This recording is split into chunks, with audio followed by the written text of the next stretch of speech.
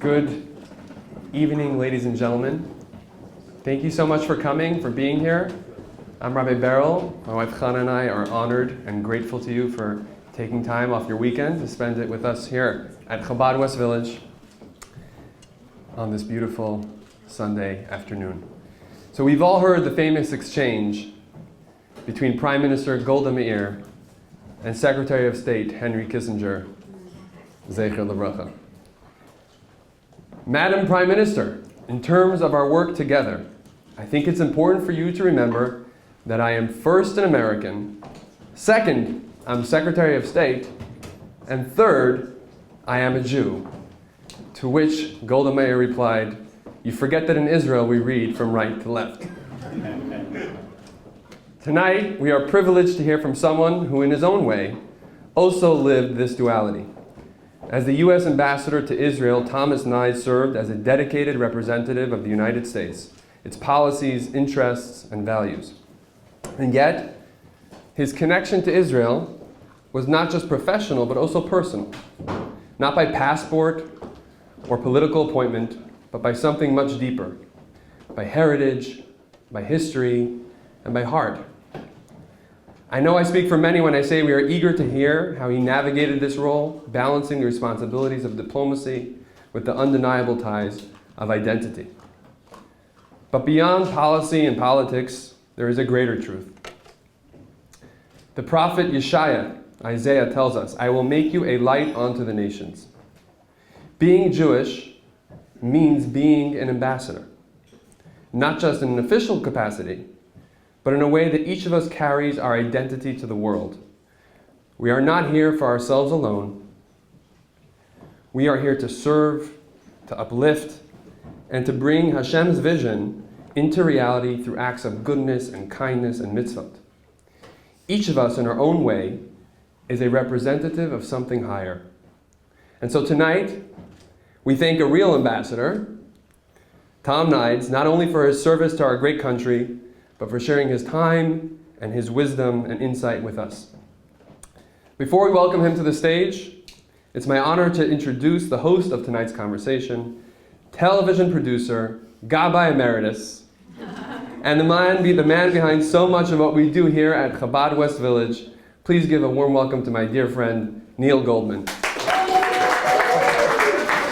And without further ado, please give a warm Chabad West Village welcome to Mr. Tom Nides.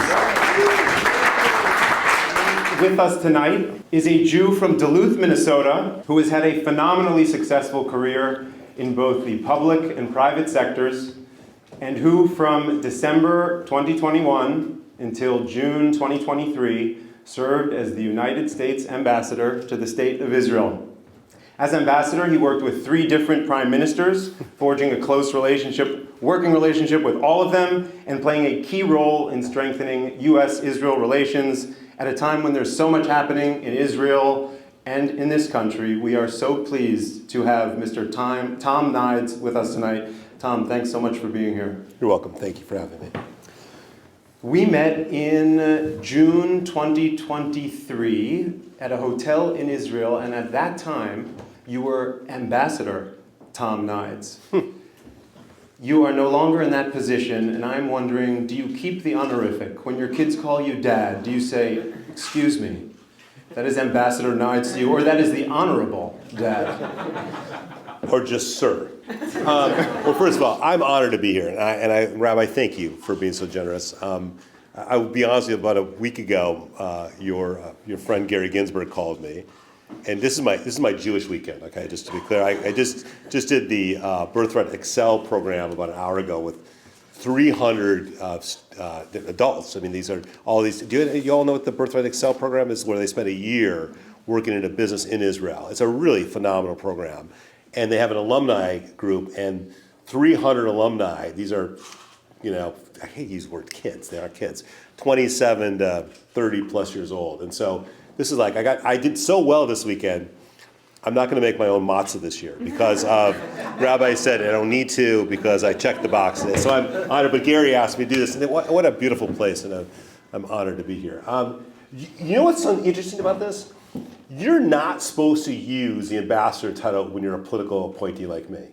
So for any of us who know these political points who call themselves ambassador, you're not supposed to. If you're a career person, like a career, which Trump has gotten rid of most, no, I can't do that. But I know I was not supposed to be political. But so if you were someone in the as a foreign service officer, then you could keep the ambassador title for life. But if you're a political point, you're not supposed to. But of course, everyone does. I don't. But I want my kids just to be nice, just to return. I'm asking them to return my phone call. I don't really care what they call me. Just tweet, do something with me. I don't. It's irrelevant.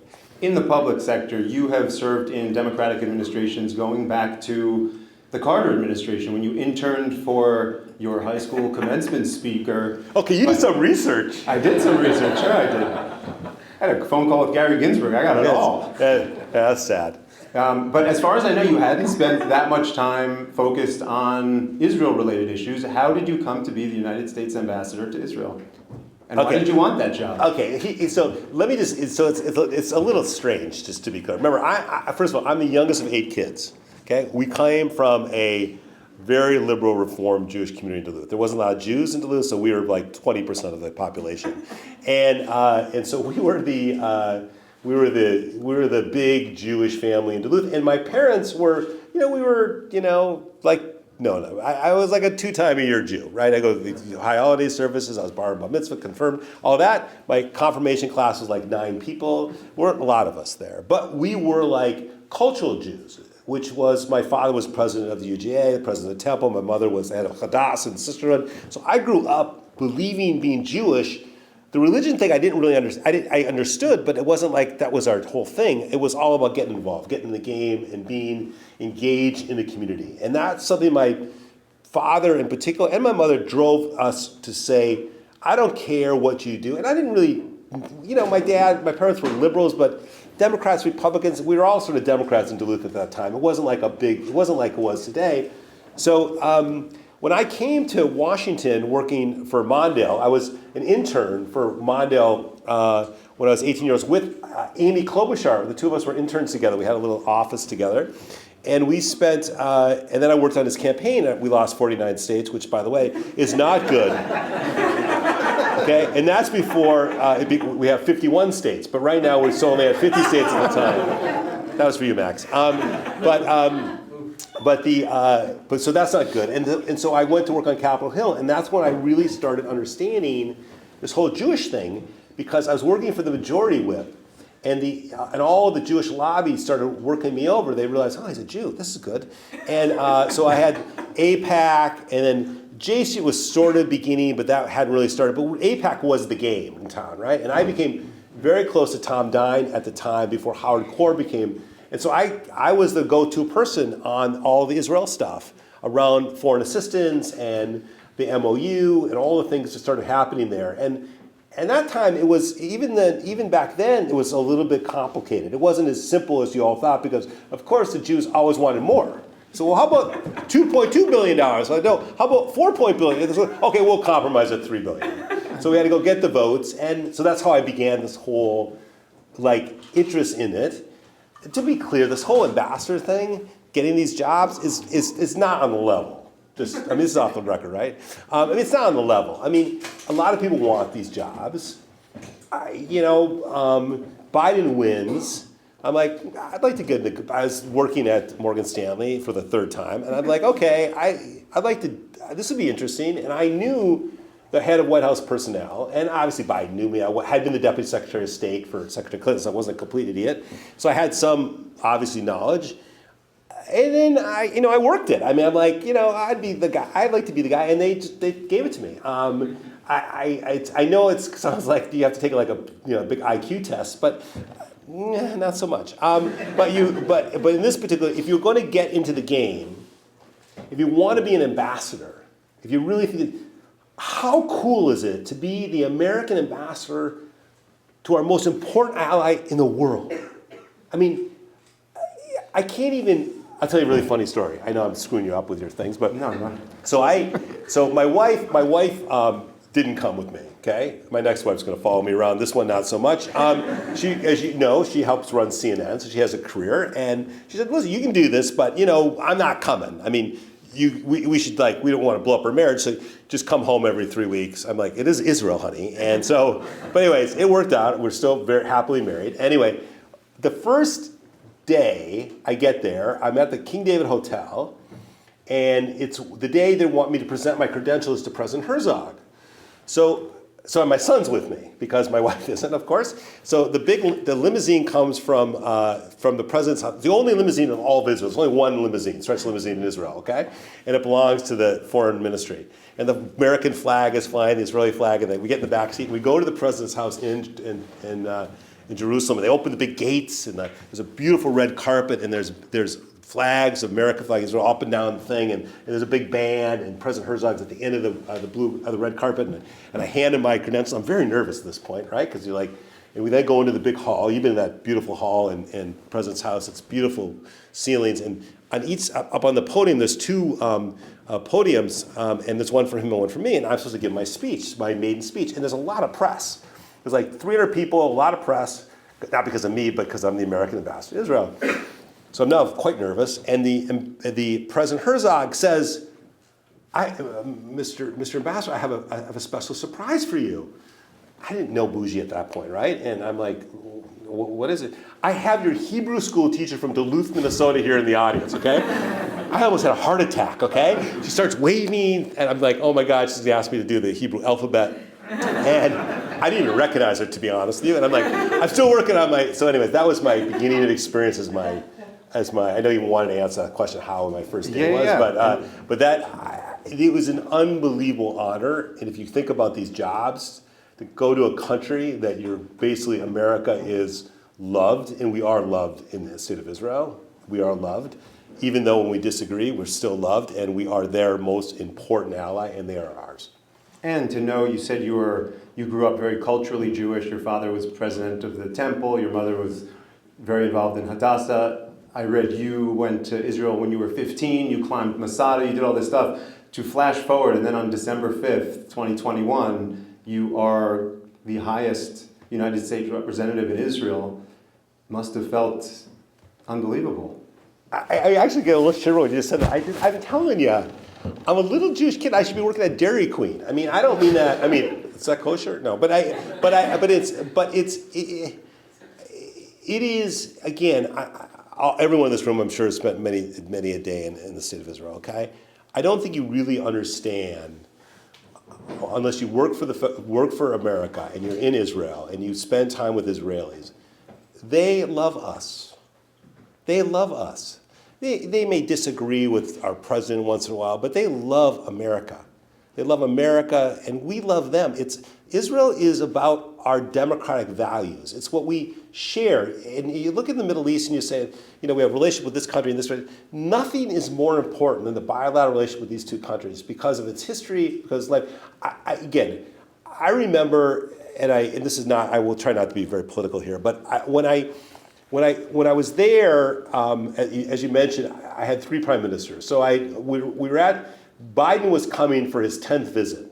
Okay, we're right in the middle of COVID, and Biden, and we're right after COVID, but still have a little remnants. And I'm standing at Ben Gurion Airport because these presidential trips are ridiculous. And, they spend millions of dollars. That was before Doge happened, but it'd be millions of dollars on these trips. Okay.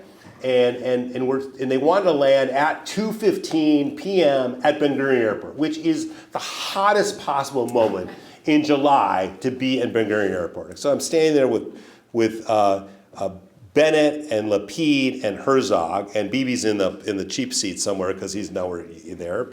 Then of course he got to the big seat. But anyways, and at that point Bennett had just given up the prime minister to Lapid because remember they had a change after a year.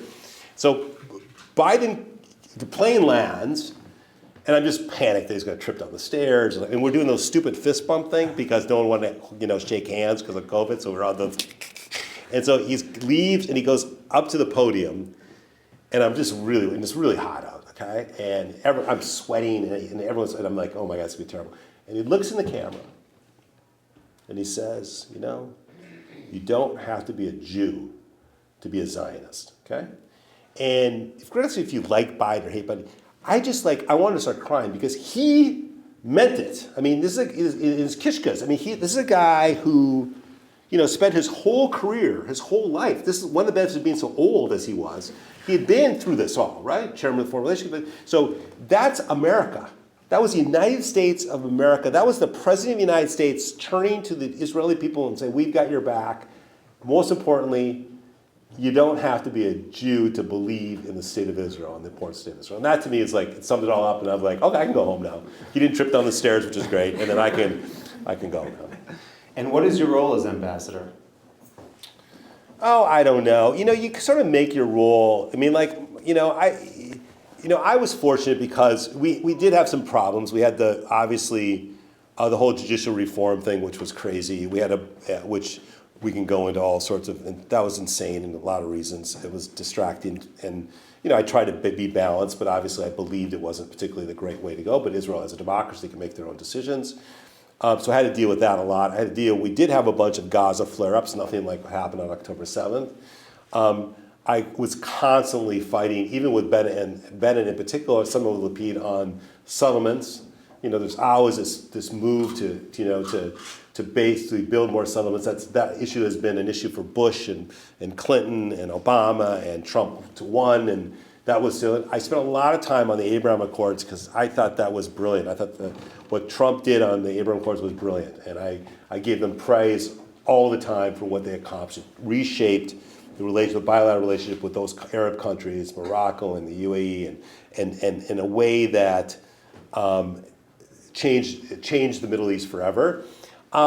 You're supposed to see people like you guys. I spent way too much time seeing American Jews because I'm in Israel, right? I'm to see Israelis, and but every Jew who gave $4 to UJA felt they needed to see me, which is great, to some extent, right? But there's a lot of that, and then the problem you have, and I think it's interesting, is because Israel is so good at this. The Israelis are great. They know how to work the system like you've never seen. Like in a way, like Gary knows this really well. They take you they took me seriously, but they're also having conversations at the White House directly. In most countries, a country wouldn't dare call the White House without calling the ambassador first. Say, hey, by the way, I'm calling the White House. Israel, you're kidding. It's happening. I mean, even if you're listening to their phone conversations, it's happening, right? And that's challenging because you have to manage that all the time. And because people want to have a relationship with Israel.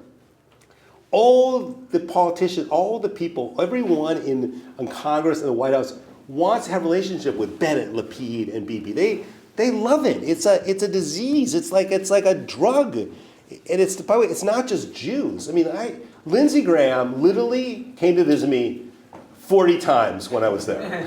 I mean, he's obsessed. And remember, because Israel, from the right to the left, you have Mike Huckabee is going to be the next ambassador to the state of Israel, okay?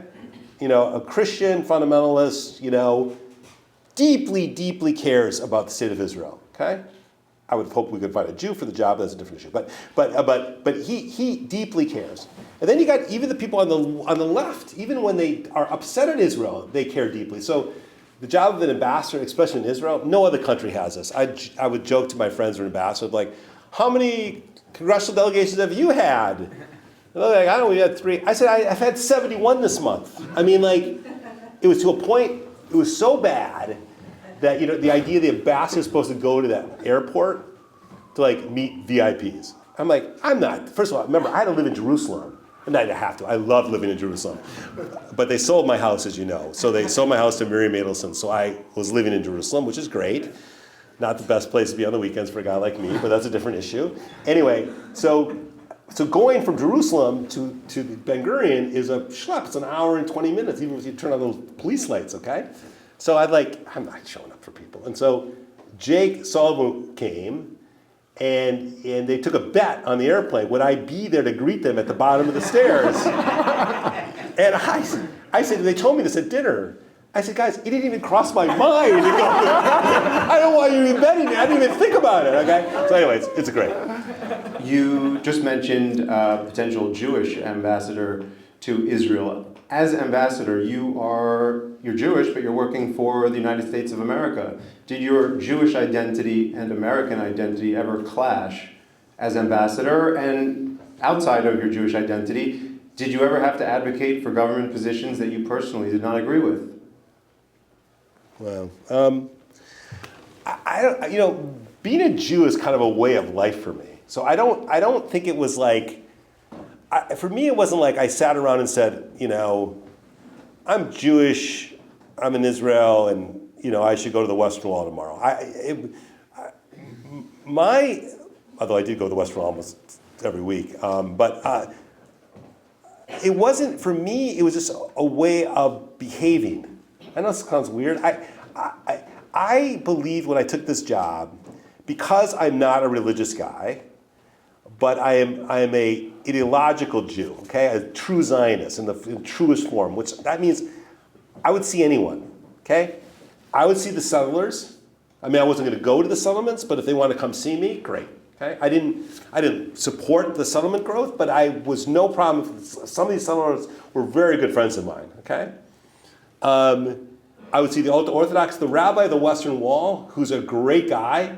I just hosted him at my house in Georgetown 3 weeks ago to raise, of course he's raising money, for the Western Wall. So from the Haredis to the far left.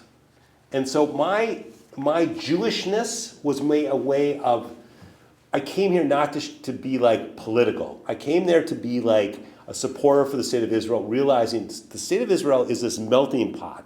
What people don't understand, which is why even during the worst of times during the judicial reform thing, 350,000 Israelis showed up every Saturday to protest on the judicial reform. Think about that, 350,000. That would be the equivalent of 8 million Americans on a percentage basis showing up on the mall.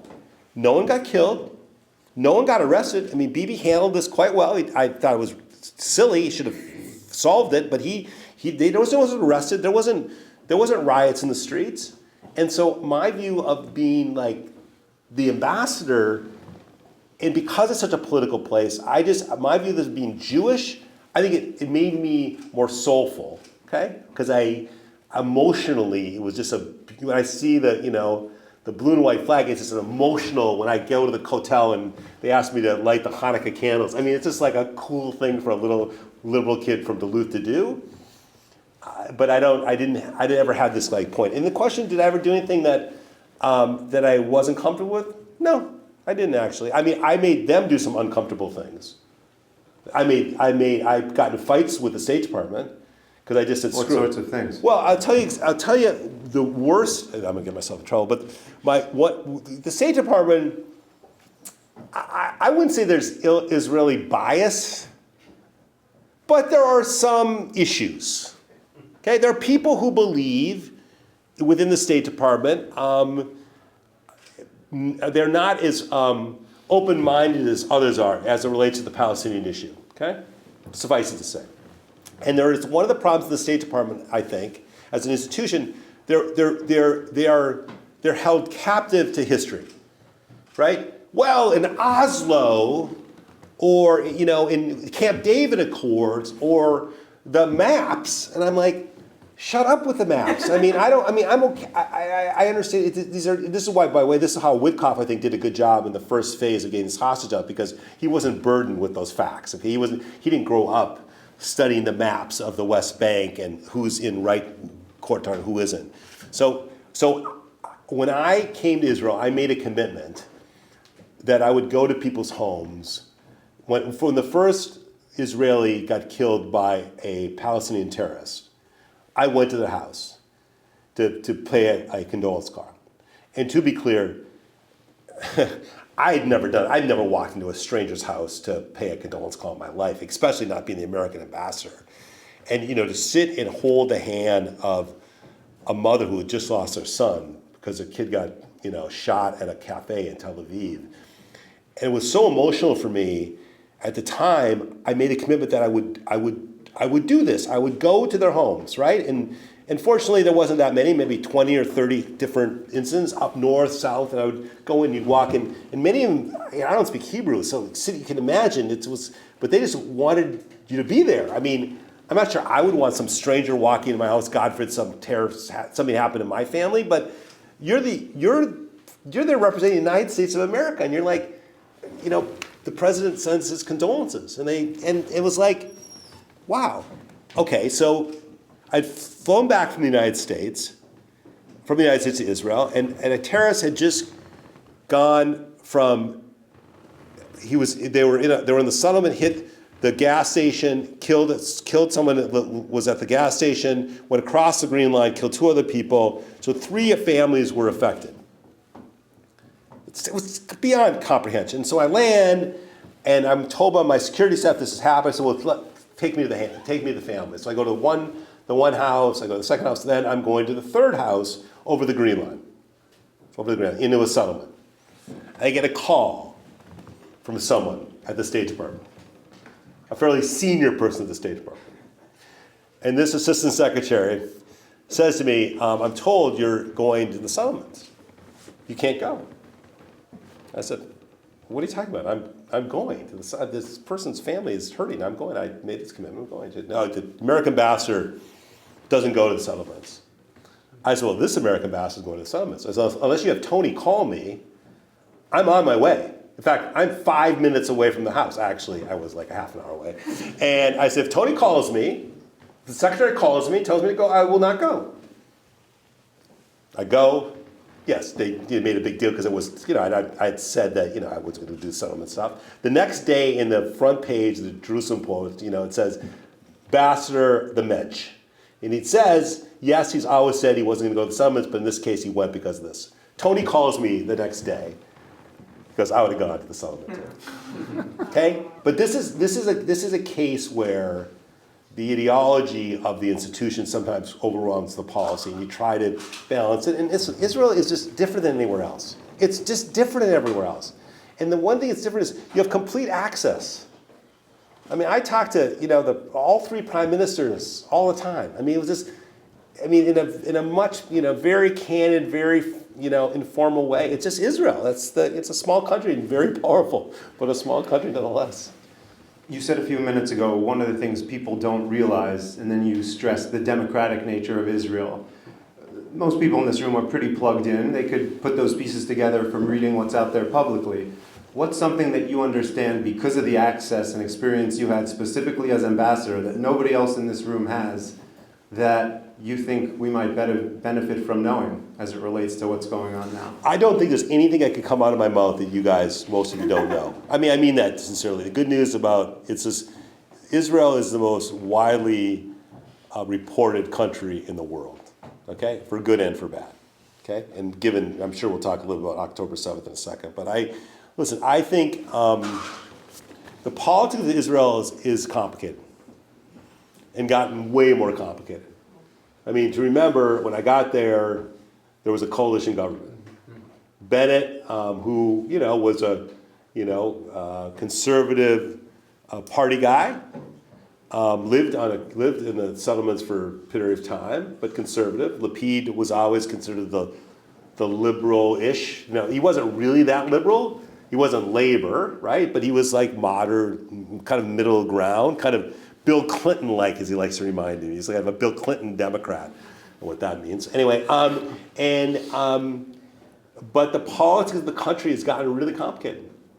And you got a bunch of forces. And I think, if I was honest, I think the pressure on the prime minister, the current prime minister, and his coalition is driving some policies which I don't obviously, buy into. I think that's complicated. That's complicated him. This whole Haredi military thing has become hugely complicated, guys. I talked to a lot of very conservative Orthodox Jews, not necessarily Haredi, but Orthodox Jews, who this has become, especially given the fact the stress on the system, just to find recruits. I was with a family yesterday. Their son's been called up 5 separate times. He didn't want to. He can't do this anymore. So you can imagine when you have 400,000 or 500,000 people ish that, for a variety of reasons, are not serving. So that issue has become that will become the divider in the country. They'll resolve the BB of it, right? There'll be elections at some point, and and my hope is we'll get back to some coalition of both Likud and conservatives, and I hope at some point you'll have a coalition, because I think the country I think the country operates better when you have a lot of voices. That place really operates because it's so small. You can really, I think the place works when you have conservative voice. And by the way, Bibi had those coalitions. In his early years, Bibi used to be the most liberal guy in his coalition. I mean, he did really well with coalition governments. I think this time around, I just think because of Ben-Gvir and Smotrich and that element, I think it's pushed him in a way, and then obviously the war has also created this. But I think the country does better. Forget the left. Put the left aside. The left is gone for a long time. We're talking about the center to center right. That's the country has become center to center right country. It is the maybe at some point Labor will reemerge or a new party will reemerge. Kadima of X Y will be. That's gone right now. And I spent a lot of time. I was just in Israel a couple weeks ago. I spent time with Bennett and Lapid and Herzog and a bunch of Likud guys. So I think the coalition will come back together at some point. There are going to need to be elections, and maybe a coalition will move the country in a little different direction. Who would you like to see as the next prime minister of Israel, whenever that is? Listen, I think today Bennett is probably the best suited for it, right? But these Why? First of all, because he's basically conservative-ish. No, he's conservative, but he's not. Remember, he was the first guy, brought Lapid in. He had the first Arab in his government. He's not going to do that again. But he had the first Arab in his coalition. Who, by the way, Mansour Abbas is a great. I had a lot of energy for him. But I think probably a Bennett, Lapid. I assume that Gantz, if he's even got any votes left. That's how the coalition will look like. But again, it's Israel. It's a democracy. It happens. I mean, it's changing all the. Gantz was the guy. It's literally 9 months ago. Benny and I are really good friends. He was sitting at 16 seats. Okay, he was the guy. Everyone was sucking up to him, and he was going to be the guy. And then now he's like, he got out of the government, and he started falling, and Ben's coming out. So I don't know what it is, but for sure. Well, first of all, never underestimate Bibi Netanyahu. As Gary knows, never underestimate Bibi Netanyahu. He is the most talented. I mean, I disagree with some of the things he's doing, but never underestimate him. His ability to understand American politics, to understand policy. Everyone I was with one of the leaders of the opposition, or the leader of the opposition a couple weeks ago, and he said, March. It's all going to come March because their budget's in March. So it was like, this is, by way record, March is over, okay? He's gone in March. And I said, listen, Yair, you've told me this every 3 weeks. He's going to get the budget done, okay? He's going to get the Haredi, they'll figure this out. He is way more clever than people understand him to be. But like everything else, it will serve its time. At some point, they'll change. And so from my perspective, I do believe even if Bibi survived with a different coalition, I think a coalition is a good way to run the country. And having more voices from center, even center left, but at least center, to get the country back to, listen, it's painful right now in Israel. I mean, listen, the first and foremost thing, we should get these hostages home. Okay, that is the first, second, and third priority. I don't think there's no one would disagree with that. But the country needs to rebalance itself, and we need an examination of what happened on October 7th, which we haven't had. We need to have as they did after the Yom Kippur War. That needs to happen. You need elections. I want to ask you about October 7th. Where were you on October 7th, and how did you find out what had happened? It's unbelievable. I was in Abu Dhabi with Miriam Adelson. She invited me to the NBA exhibition game with the Mavericks, which I had known that she had bought, but no one else knew. That she had basically bought, people knew, but they were with the Mavericks, and the Timberwolves were my Minnesota team. So they asked me to come to the game. Okay? So I came to the game, and I was with my friend Yusuf Al-Taba, who was the UAE ambassador, and a variety of other sort of dignitaries. We're sitting at dinner in Abu Dhabi with the Maverick players and the Timberwolves. So you have all these, 8 feet tall guys, all with we're toasting the success of the Abraham Accords. It was like, we're all like, and Miriam's there, I'm sitting next to Miriam, I'm like, this is like, this was beyond kind of, and we're in Abu Dhabi, I had just been to the Abraham House. If any of you have been there, it's remarkable. It's just, the Emirates deserve all sorts of credit for what they've done about bringing Israel into the fold. It's something, but we had just been there, we had just had dinner, and then 4 hours later we got notified that something terrible was happening in Israel. So I was up all night, and in the morning, instead of obviously going to the game, a bunch of us flew back to the States and we began to try to help. And so it was remarkable, that's where I was. And then there was an interim period because you were no longer ambassador. A new ambassador had not yet been appointed. What was your role at that point? And what were like the first things you did in the aftermath? Well, first of all, I give a lot of credit to Jack Liu. I'm sure many of you are friends, but Jack did a spectacular job as ambassador. I mean, being a wartime ambassador, I would never have been very good at being a wartime ambassador, but he had a much better ability to first of all, he's a observant Jew, which helped because he's way calmer than I am. And he loved living in Jerusalem, which also helped.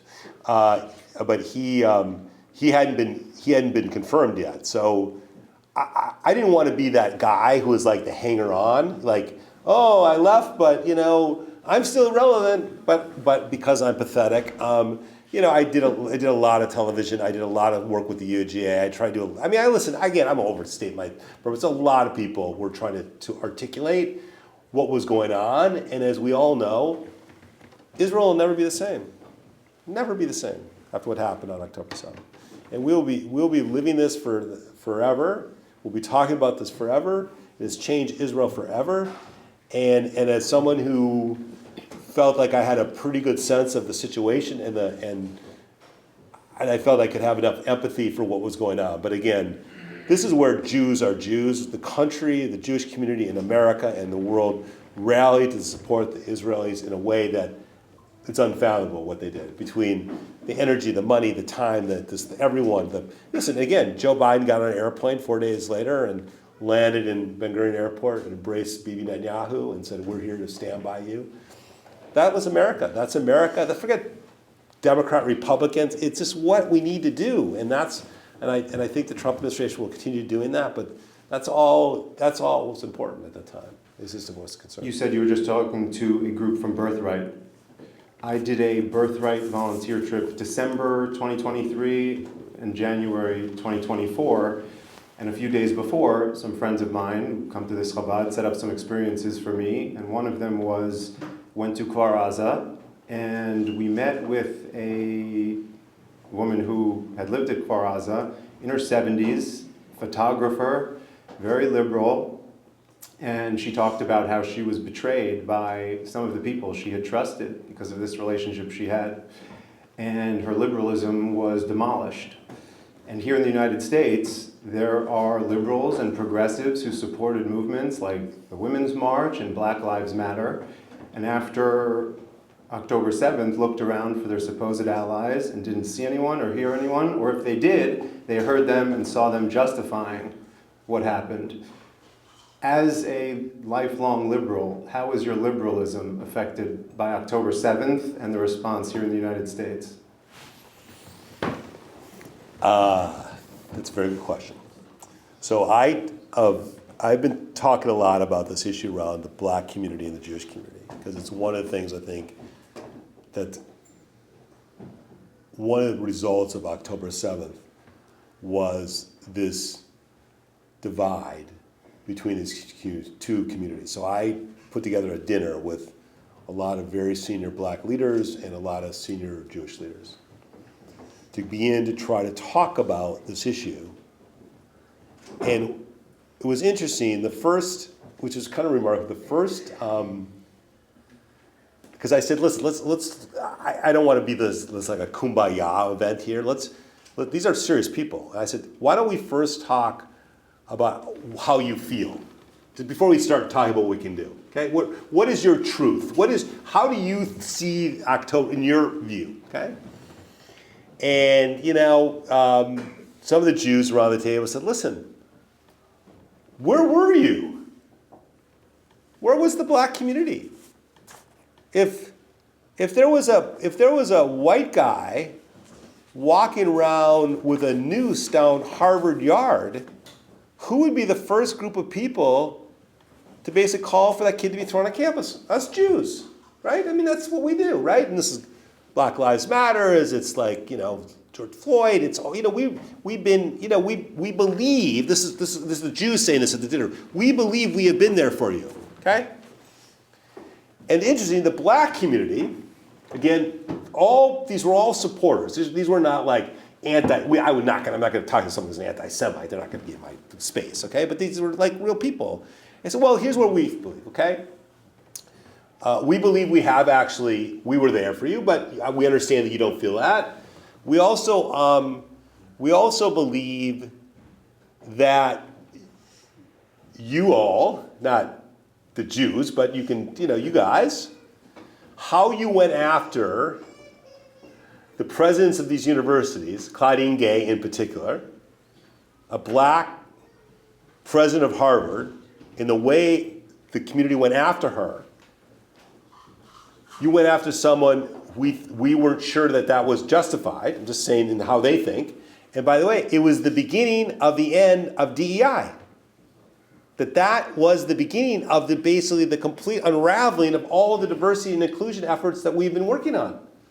And I said, wow, I didn't put two. I didn't put two and two together. Like, okay, we could all say, well, we should got rid of DEI, whatever. I don't believe that, but let's say people believe that.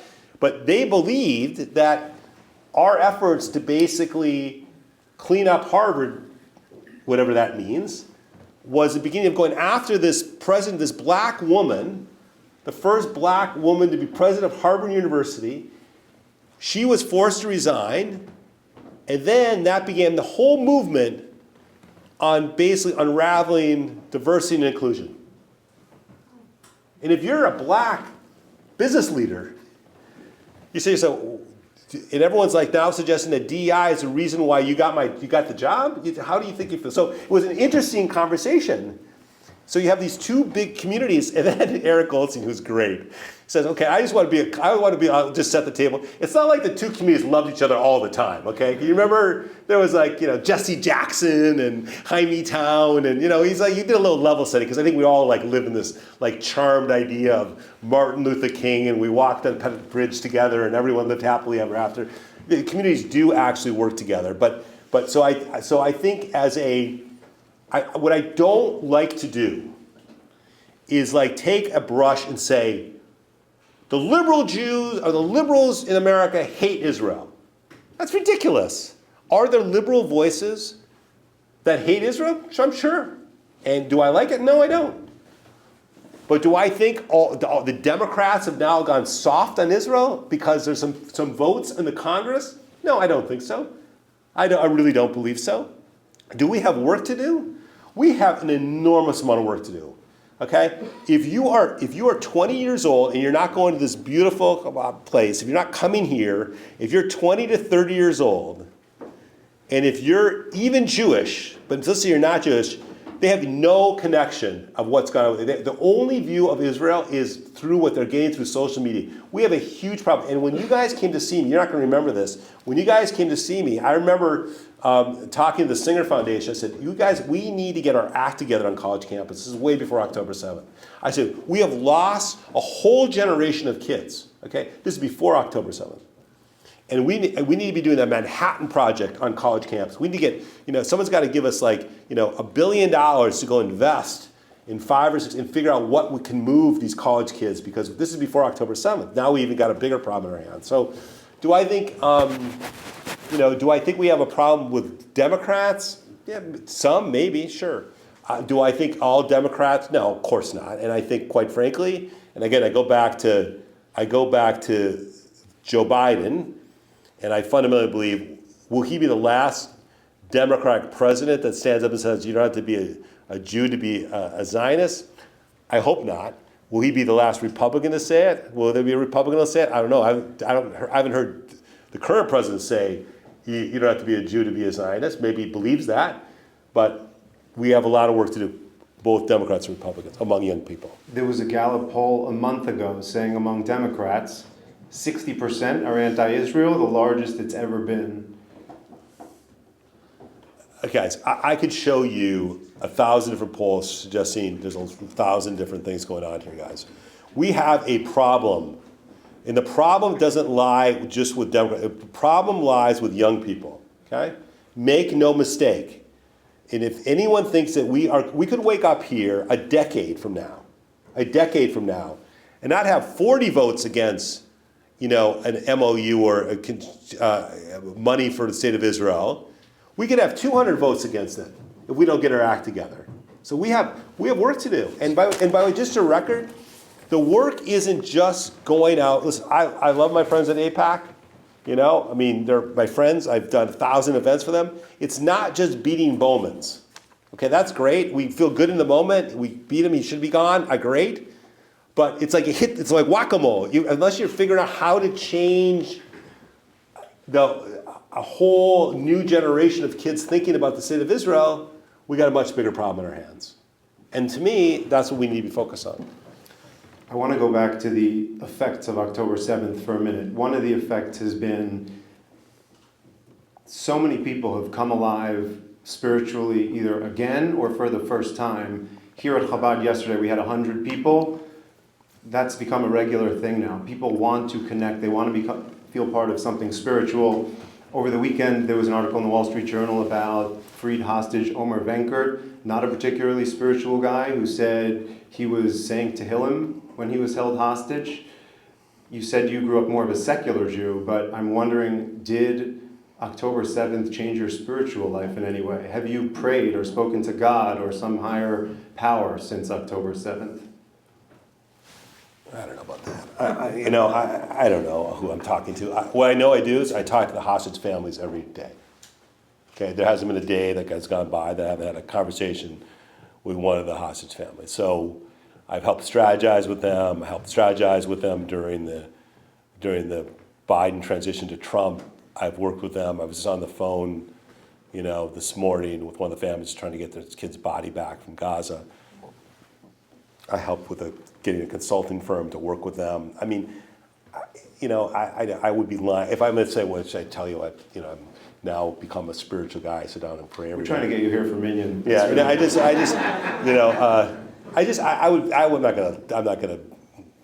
not in front of the rabbi. I can't yes him. But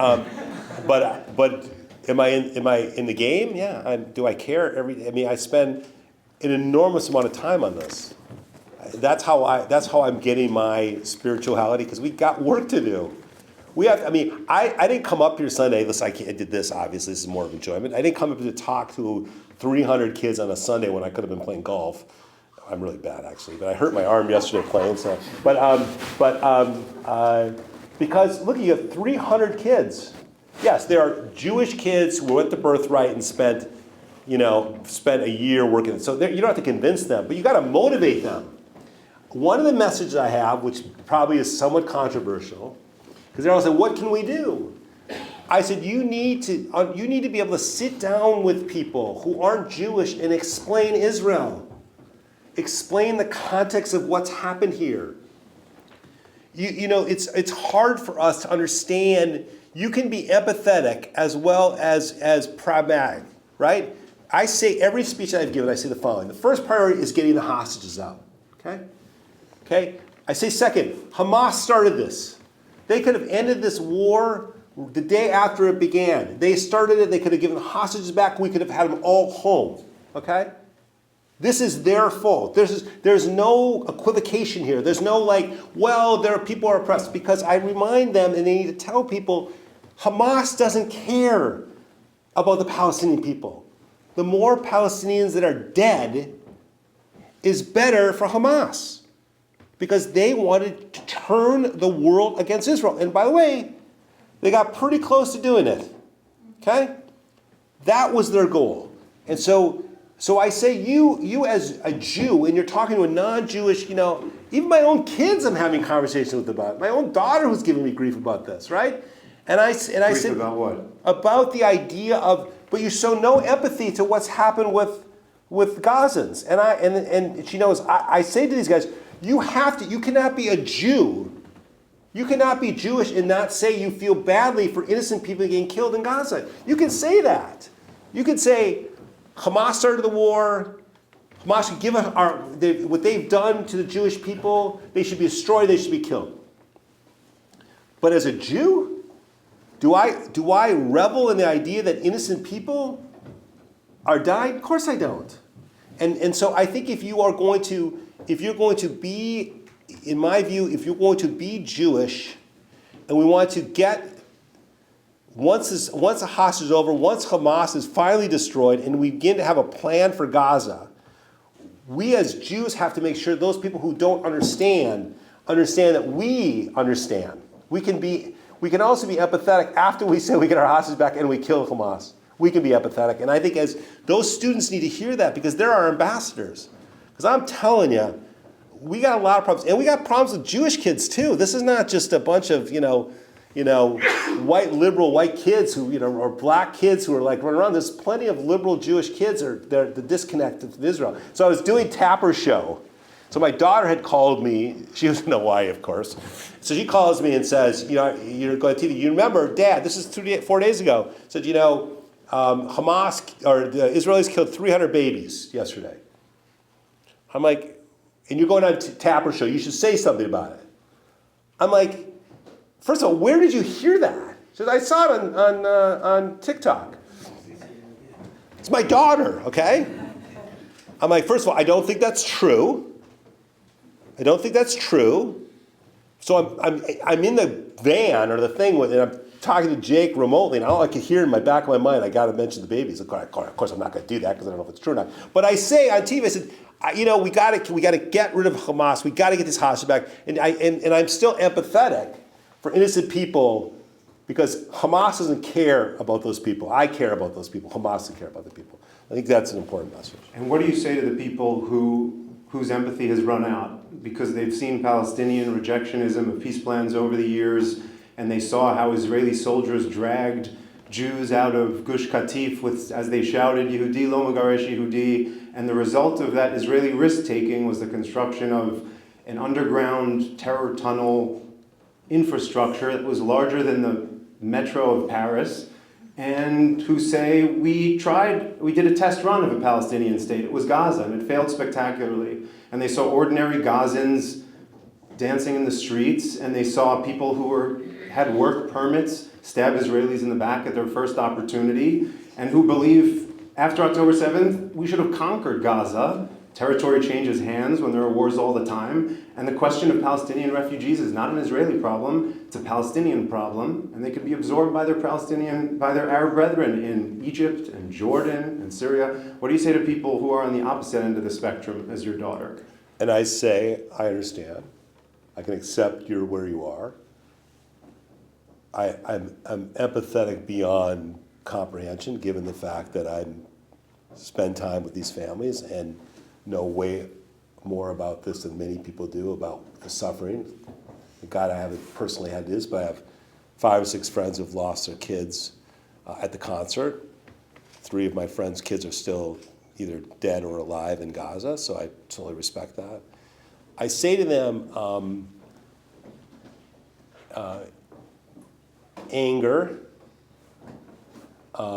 dismay isn't a solution set.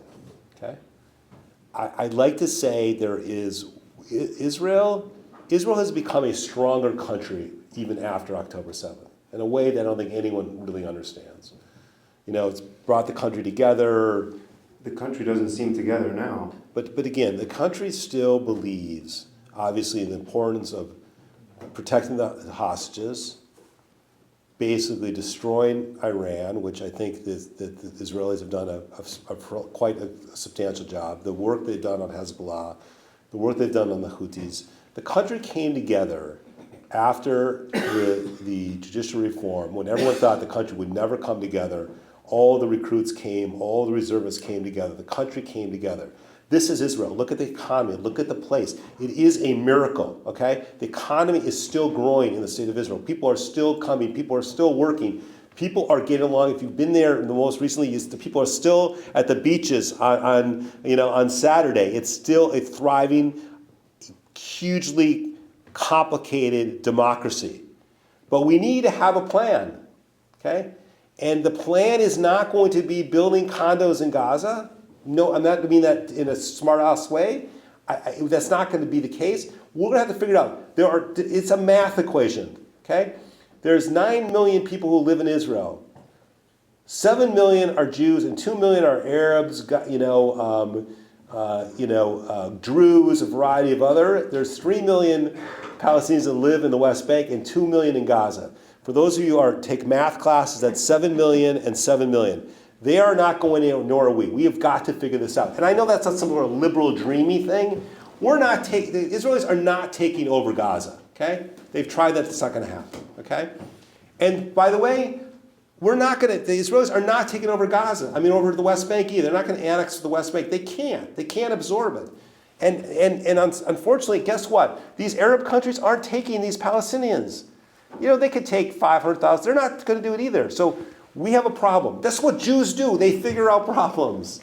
We're going to have to figure out this problem. And we're going to have to figure it out, and it may be bolstered with more security. It may be trying to do things in an international force in Gaza with the Arab countries. Maybe it's a new reform PA.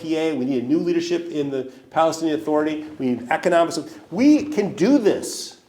Israel was just born 75 years ago, 76 years ago. This is a miracle. And we're not throwing up our hands. We're not saying the way to do this is just throw everyone out. It's not going to work that way. We've got to figure this out, and we can. And the resiliency of the Israeli people is, Dan Senior wrote his book on this.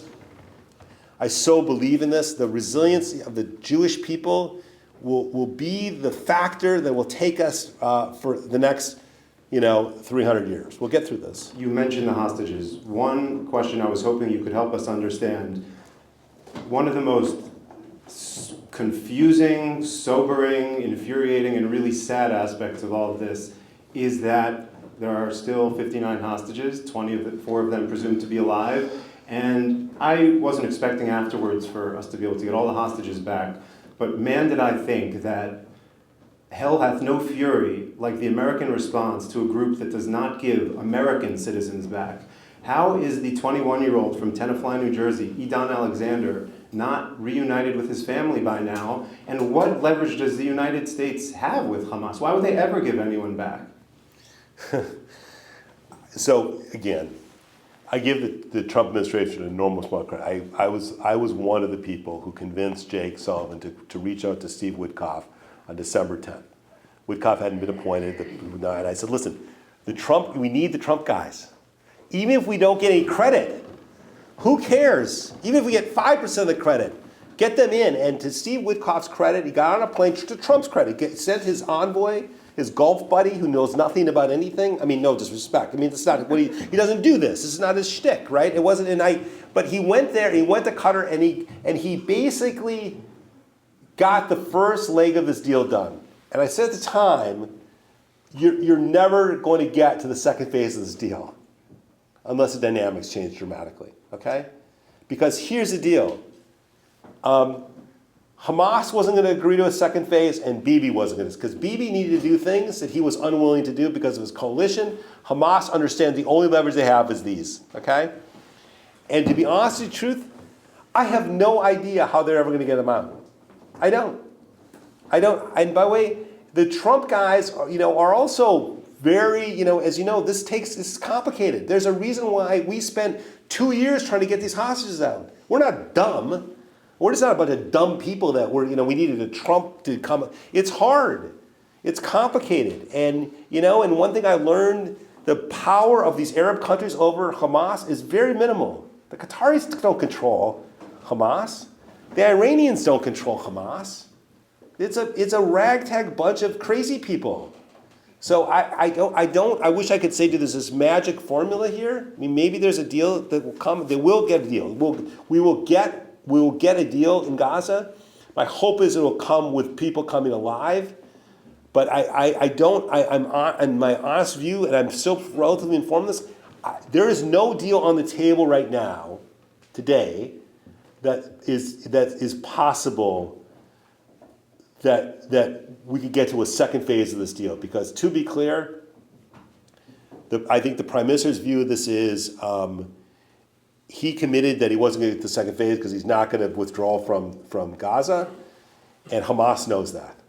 So they're now the only leverage they have is to try to force that to happen, and I sadly I don't know what's going to happen. And so do you think Israeli military pressure is the right way to go? Because that seems to be the only way to respond. I mean, listen, I'm not going to put, I want the hostages home, okay, like we all do.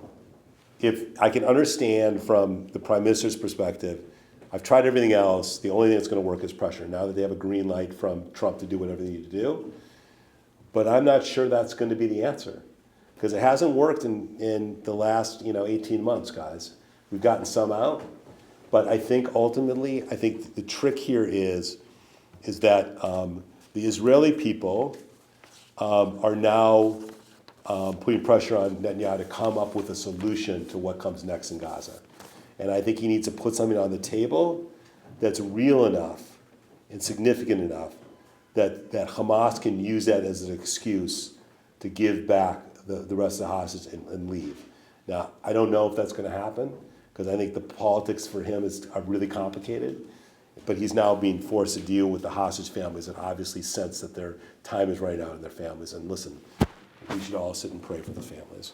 You worked with former Secretary of State Tony Blinken, who talked time and time again about the need for a reformed Palestinian Authority playing a role in Gaza and playing a role in potential path to a Palestinian state.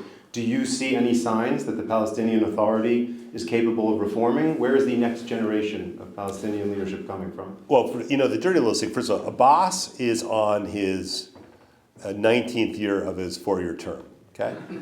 He's 89 years old. He needs to go, okay? I think the State Department made a mistake, to be clear. When a new prime minister, President Abbas, they had a new prime minister, they should have used that opportunity to get a reformist in there, and then they embraced the prime minister that they have right now today. Abbas needs to go. The Trump administration needs to put pressure on the Palestinians to do that, incentivize them to make a transition. Forget the idea of a two-state solution. We've been running around chasing our head. There's not an Israeli who believes in a two-state solution anymore. Okay, it used to be like you get 35 or 40% of the country would say, but that's not important. I mean, what's important is we need to do things to get us to the next step, and that's why I spent all my time working on healthcare and education opportunity for Palestinian people, because I thought it made Israel safer. I do nothing that compromises the security of the state of Israel. I used to sit down with Ronan Bar, who's now been fired by Bibi, and he and I would have these conversations. He was my biggest advocate on how we can make incremental steps. And you can talk about two-state solution, all of that, but listen, at the end of the day, the things we need to worry about, I'd like to get Saudi normalization done. If we get Saudi normalization done, that would have a huge impact on the region. The MBS is not going to agree to that unless you have something around the Palestinians, okay? And what that looks like is unclear. So, listen, Tony, he went 13 times, 14 times to Israel. It's a graveyard for secretaries of state, okay? It's really hard. But he cares deeply about trying to basically get us to a place where we can get the hostages out, and that's all he really was focused on. I want to give our audience a chance to ask questions. If anyone has questions, is there anyone in the audience who has questions? Jenny? As a former member of the Biden administration, how did you feel about the lengths the Biden administration went to get Brittany Grimes home versus the lengths that publicly they seem to go to for the 5 Americans who were barely mentioned in the news who were taken hostage on October 7th? First of all, I disagree with the premise that we haven't did everything we can to get the Americans out. Okay, I happen to be engaged in it. So again, I'm not going to, so I understand there's a belief that somehow that we didn't do what we needed to do to try to get the Americans out. But as someone who spent time with the Americans' families in there, I know exactly what we've been doing. Okay, but you all should understand as well. America's responsibility was not only to take care of the Americans, but take care of the Israelis. How can you imagine we as America would be out on the world stage if we basically were able to get just the Americans out and we said, we're done. We're done. Now, of course, I talk to these American families all the time, and yes, they would like their kid out too. very few of them would say just focus on the American kids, not focus on the Israeli kids. I just the only pushback I'll give you just slightly. I know how much this administration tried to do to get these families out, including on December 10th, basically bringing the Trump folks into it to try to get it done. Even as embarrassing as that was, knowing that the Trump administration would take credit, it was okay. The president was fine. President Biden was fine with it. Who cares? We'll give them whatever credit they want. So I just know how much it hurt to try to get this done, and it's proven, as you know, how difficult this is. The Trump guys haven't gotten done either. Now they've only been president for 10 weeks. So, but it's way harder than people understand it to be. Yeah. First of all, thank you so much for doing this and taking my question. By the end of 2024, Israel showed that it can defeat Iranian missile and drone attacks, and also that it can carry out massive attacks and help us out against Iran. Can you describe the scenario that the Biden administration feared that prevented it from striking Iran's nuclear program?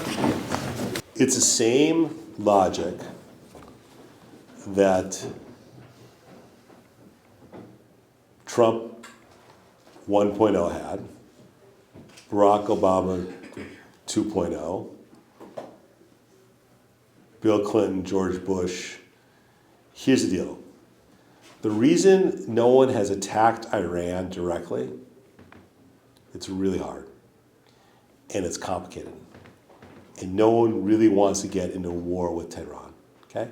Which is exactly why today the Trump administration is saying they want to negotiate with the Iranians, okay? But, given all of that, there is a reason why the Bibi was able to execute what he did to the Iranians, okay? Because you could love Biden or hate Biden. They were there every step of the way on the attack on Iran and the retribution of the Iranians to the Israelis. So I was there when I was in Israel at the time the Iranian retribution was. There's a reason why nothing happened, or 350 rockets were shot at Israel. It never happened in the history of Israel's history. Is because CENTCOM of the United States had our ships in the Mediterranean shooting not only many of those missiles down with their own aircraft carriers, as well as working with the Israelis moment by moment on the attacks on Iran and onto Israel. So, listen, I've sat in 100 meetings in the White House Situation Room on this, okay? If we thought it was this simple, but just shutting a couple airplanes and dropping a couple buster bombs and the whole nuclear program would be over, the Trump guys would have done this 10 years ago. It's just I don't want to it's really, really hard. And maybe the Trump administration will decide that they have to do it. I think the Trump administration has already given friendly indication they want to do negotiation too. Because it's really complicated to do this, okay? Now, yes, now Iran is much weaker than they were, say, 5 months ago, no question about that. And maybe this is the time in which to do it, because I do think the Iran is the cancer in the region. It's been the funder of Hamas and Hezbollah and the Houthis. There's no question they need to be, the nuclear program needs to be destroyed. I'm not even sure that the Iranians will go to breakout either, by the way, but we'll see how it comes. And the test will be a time. The Trump administration, they're the president. He has the ability to launch any moment he wants to, and I'm sure Bibi would encourage him, as he did us, to basically send the airplanes into the air, and maybe they'll do it. We have time for one more. Sarah? Thank you. Mr. Nides, you self-identify as a repeat. You self-identify as a liberal, and you Liberal Jew. Yes. No, I'm just kidding. I'm just joking. I know, because this question's going to be hard, so I'm going to try to soften it before you go after me. I'm a little on edge because I saw a protest pass my house today. Yes. I have an Israeli flag in my window, and I had several keffiyeh-clad teenagers giving me the finger from 6th Avenue. So my question, I guess, is what is your position on, you've shown tremendous empathy for the Palestinian cause while also advocating for Israel and the Jewish cause. And Neil also alluded to the fact that there's a lot of Israelis now who just have had it.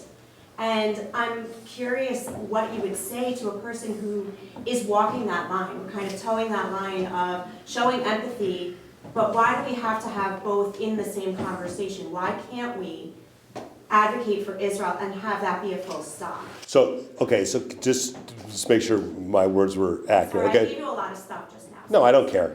I'm good at this. Okay, so just so you said, I started my conversation by saying the following, okay? Hamas started this war. Hamas should be destroyed. Hamas doesn't care about the lives of Gazans. More Gazans die, better off they'll be. Okay? Could not be clearer. I also said, you're 100% right, as a Jew, I have empathy for people who get killed that are innocent. Now, there are people, and many probably in this room would say, every Gazan is a terrorist and all of them should die. That's anyone's point of view, and I can understand how people have that view. It is not my personal view. That's just not how I think about it. Not that I'm not suggesting you do, but that's someone else's view. Fine. I don't believe that if we're going to basically think about the future of the state of Israel and the security of the state of Israel, we have got to have conversations with people who don't agree with us. And if every person that doesn't agree with us, not these idiot hoodlums are running out and giving you the finger, they should, I don't know if they should be thrown in jail, but I would like to, whatever, or at least throw an egg at them or something. But that's disgusting, okay? But I don't believe we're going to get ahead and try to figure this out if that every person who disagrees with us, our reaction, not seeing yours is that you don't understand what we're going through. My view, this is very simple. I am a Zionist. I care deeply about the security of the state of Israel. And the reason I care about having this conversation, I care about the security of the state of Israel 25 and 35 and 50 years from now. And I care deeply that the members of Congress have their act together and they understand the security of the state of Israel. And I believe one of the ways to do that is you're going to have conversations. And we're going to have to figure this out. If I wish we could just do it on our own, great. It's not the case, guys. We're outnumbered. We're going to have to be smart about it. That's why we're Jews. We are really smart at this. We can figure this out, and we will. Thank you all very much. I want to thank a number of people before we end. The first, thank all of you guys for coming. This is a series called Hineni, Here I Am, which we're really excited about. If you want to find out more about the series and about all the great programming we're doing here, go to chabadwestvillage.com. I want to thank the Paul E. Singer Foundation, in particular our friends Ethan Shire, who's here tonight, and Harry Cohn, who is with us in spirit from someplace else. I'd like to thank Gary Ginsberg, our dedicated recent minion goer, for procuring our guest tonight. I'd like to thank Ellie Gottdenker from Tom Nides' team at Blackstone, who's been excellent in helping us get ready for tonight. We'd like to thank Rabbi Beryl and Chana Gorevich for hosting us in their beautiful home of theirs. And of course, we'd like to thank the man who we're all here to see tonight, who was so thoughtful and patient in helping us understand and process very emotional and complicated times. Mr. Tom Nides, thank you so much for being here.